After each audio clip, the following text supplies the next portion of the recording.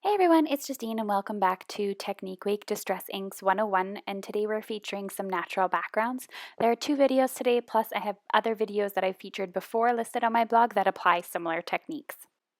Just keep in mind that to keep these classes for free, they run 5 days each month. Just share these with as many of your crafty friends as possible so we can spread the word. All right, today we're going to be looking at creating a sunrise or a sunset background. Now, the sunrise or sunset just determines the order in which you do your colors, whether it's light to dark or dark to light. I'm going to be using 4 different colors for this technique: mustard seed, spiced marmalade, abandoned coral, and fired brick. And I'm going to start off by adding a little circle. This is cut with masking paper. I cut it with a die cut.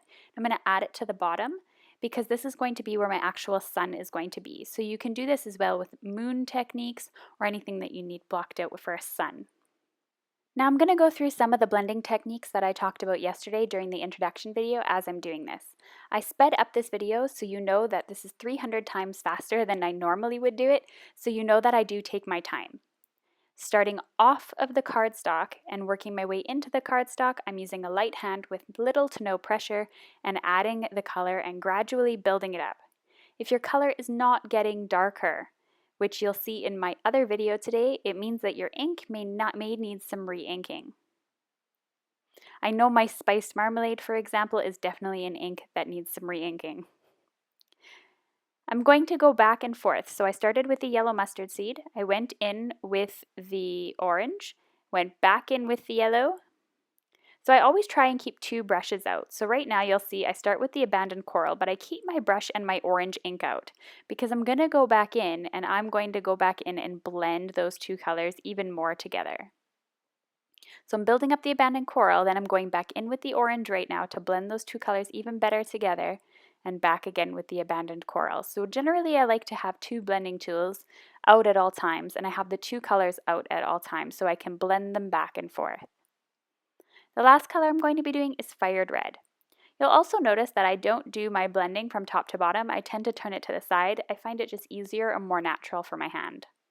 So now I'm going in with that really dark red at the top, the fired brick, going back in with the abandoned coral to help blend those 2 colors together, and then I'll go back in with the fired brick just a little bit to finish it off. Now I have this beautiful sunrise look. Just going to clear up some of my inks here, and I'm going to be adding some black soot for a dramatic effect. So I'm just going to be taking my ink and just going along the edges to ink up my edges. You want to make sure your surface is dry before you start doing this, your craft mat, because if you don't, the black's going to go on too intense.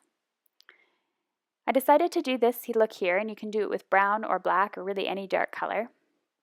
Peel off the sun, but the sun doesn't look naturally being all white. So what I do is I go in again with a light hand, just got to clean up my area here. Going in with my light hand, and I'm just going to go over top of the sun just to give it a more natural look instead of it being just that pure white.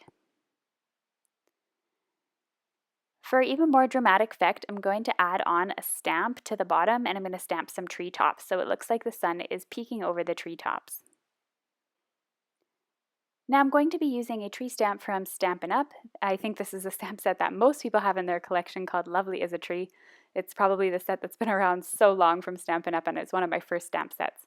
But I think it's really dramatic and really great effect. Adding some sort of tree to the background of it just gives it that look of it peering over the horizon and not like it's just peering out of the bottom of a card. Lastly, I'm just going to add my sentiment. You encourage me when I stumble over on the right hand side. This is a stamp set from My Favorite Things, and it just came out last month. It's full of thank you sentiments, and I really like it. Sorry for being slightly off screen here, but you can see the stamping process anyway. The last thing I just need to do is mount my card to a card base. This would look really great on black or white cardstock as a card base. I chose a white card base, Nina Solar White cardstock, 110 pound, the same I did the actual card front panel on, and I'm going to stick that on there. The reason why I didn't do it completely on the cardstock is because a lot of the times when you're distressing, you'll get the back of your panel extremely inky, so I tend to like to do this on a separate panel and then attach it to a card base just to save my card. And I think the white just gives it a really great, it stands out and it makes everything just a little bit more brighter. So I'm just going to hold that down as I glued it with Tombow Mono liquid adhesive, and that's the end of today's card tutorial. So I hope you enjoyed the natural backgrounds video 1. There's another video for today as well, and all the supplies used are linked to below in the video description or on my blog. I have more ideas on my blog as well as a PDF file to download. Click up at the top to visit my blog or in the description below.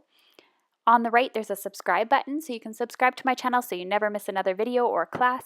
And you can click on the Distress Inks 101 introduction to see the video from yesterday if you happen to have missed it. Thanks for watching, and I'll see you tomorrow.